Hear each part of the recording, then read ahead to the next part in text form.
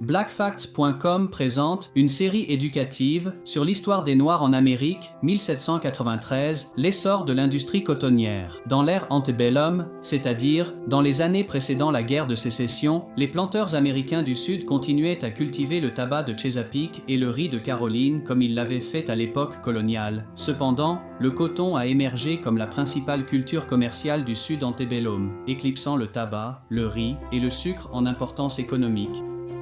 En 1793, Eli Whitney a révolutionné la production de coton lorsqu'il a inventé la décortiqueuse de coton, un dispositif qui séparait les graines du coton brut.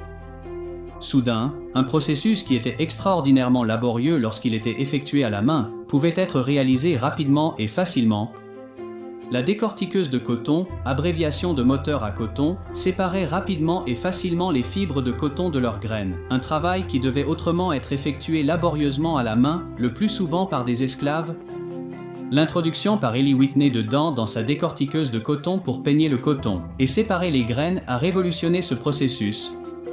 Avec l'invention de la décortiqueuse de coton d'Eli Whitney, le coton est devenu une industrie extrêmement rentable, créant de nombreuses fortunes dans le Sud antebellum. En tant que marchandise, le coton avait l'avantage d'être facilement stocké et transporté.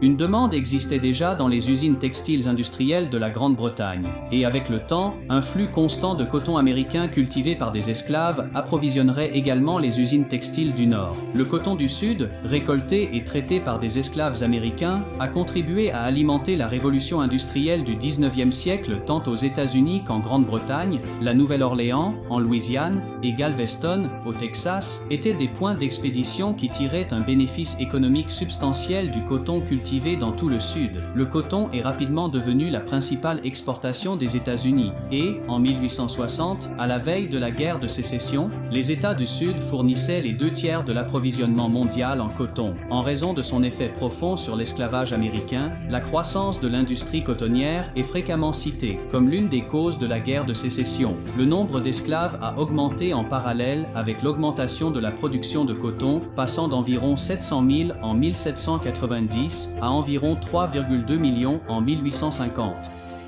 Une interdiction congrès de l'importation d'esclaves d'Afrique en 1808 n'a fait qu'augmenter la demande d'esclaves domestiques sur les plantations de coton, entravant le travail des abolitionnistes qui cherchaient à mettre fin à l'esclavage. Le commerce intérieur des esclaves a explosé, offrant des opportunités économiques aux Blancs impliqués dans de nombreux aspects du commerce et augmentant la possibilité de dislocation et de séparation des esclaves d'avec leurs proches et amis. Pour en savoir plus sur l'histoire des Noirs, visitez www.blackfacts.com.